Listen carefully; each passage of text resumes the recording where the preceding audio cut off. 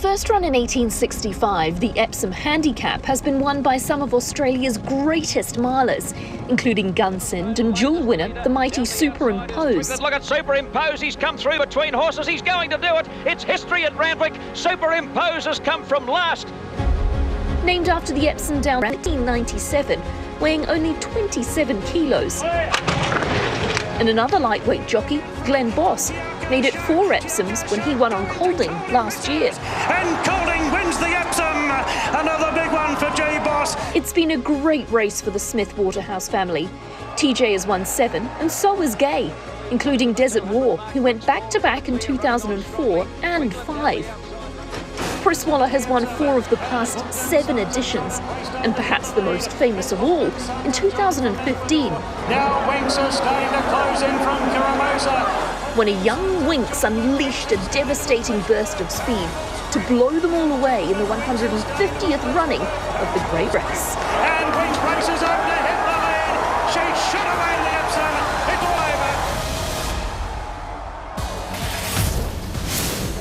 over. Yeah, what a great history the Epsom has. More history to be written today. But here is the Mark Cummings, the finish of we just saw, and Persan got the job done, been up and about this prep for quite a while. Well, it's now heading towards the first Tuesday of November for Kieran Maher and David Eustace. Now let's hear from co-trainer David Eustace.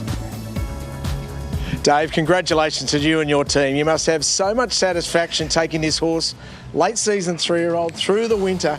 Somehow you're in the Lexus Melbourne Cup. Yeah, look, he's an amazing horse. I can't thank the team enough. It's a huge effort. I think he won his maiden in March. And they've kept him going the whole way through. The whole team, Deck, Lucy, Gilly, you know, Nicky, who rides him every day. Just really, really very proud of them, proud of the horse. He's incredible horse. He's changed a lot.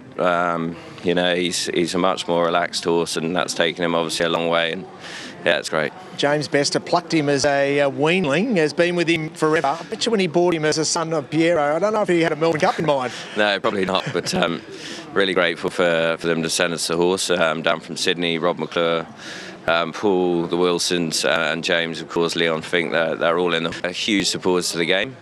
And, you know, sort of a bit of a dream is obviously coming true. It's, Well, it's been a thrilling day already, but now we've got the Premier Stakes, the lead up to the Everest in a couple of weeks' time. Classique, Legend and Nature Street, they're the top 2 in betting for the $15 million feature in a couple of weeks' time. It'll be fascinating to see what Market does, particularly the head round at the moment, going to the yard. And horse number 1, Nature Strip, I finally get to talk about him. He's been on my mind all day. Look, he's quirky, he's unpredictable. He's had not the ideal preparation, but look, I don't think it'll worry him. And Chris Waller, he knows this horse back to front, and he'll have him primed for today. He's got a good second up record. He'll control this race. Let's hope he can begin out of the barriers and cleanly and take it up. And horse number 2, Classique Legend. Now, this is his main danger. This horse is absolutely flying. I was shocked to see him win first up because I just saw how much improvement he had, but he won in a hand canter, and that's why I've actually got him on top, because if he can be in striking distance of Nature Strip, I think that he can beat him. He's a really good horse here, and I think he's on his way to the Everest in really, really good order. Horse number 3, Deprive. Well, Bruce, he's at his favourite track, but it's been a while since he's actually won. You're spot on, Katie. He was unbeatable, wasn't he, at Randwick? He won his first 6 races there, but he sort of went off in the autumn, 4 starts. He ran okay, but he didn't hit the jackpot. He did win the Sydney Stakes, which was sort of the consolation on Everest Day last year, and put his hand up. We thought he might be an Everest horse this year. That's not going to happen, so he's a pretty big odds. James Cummings had a very good day in Melbourne, as we know. Avilius did run well, didn't he, in the previous... Now, this might be the bloke we've completely forgotten about, and his standout, because if he were to do something today and knock these 2 off, the dry track suits him, then I think he'd get some interest from an Everest point of view.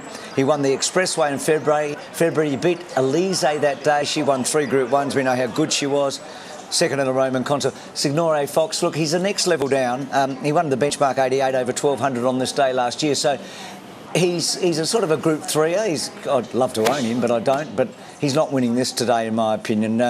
Good at the track and distance, but it's just the opposition, Katie, that is going to be too strong for him, I feel. Yeah, that's right. And the next horse, Fasika, I think the key to her is getting back to Randwick. Joe Pride is willing to forget that she went round first up in the Shirako at Rosehill Gardens, but she's drawn well. I think that Brett Navdella will hold a handy position on her. I think she's really capable of running well in a race like this and putting her hand up for the Everest.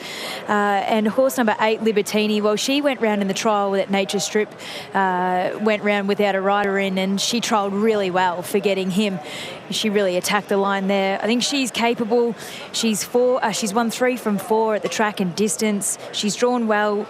Regan Bayliss gets to take the ride on her, which is a big thing for Regan in a big race like this. So, look, you can't forget her. You wouldn't back if you saw her walking right there, I don't reckon, but she looks well enough, but she's got that strange walk. Let's go to the tab to Ben. So Classic Legend knocked off 2 Everest runners at his last start. Can he knock off the big boy today, Ben? Nature Strip goes on top. I haven't picked him. I didn't pick him first up, and I thought that today he paraded most forward in condition. His coat has cleaned up. He's really ready to go today. So today is his acid test. As long as he behaves himself, which looks like he's going to, the way he wandered around the yard, he was so relaxed and switched off. Hopefully, fingers crossed, everything will go his way. The other horse, Classic Legend, who looks to be a match race between the two of them, he looks as though he's made a lot of improvement too. He's tightened up and he's also cleaned up in his coat. But this is the first time I've really seen Nature Strip looking fit and forward, and I'm happy to stick with him.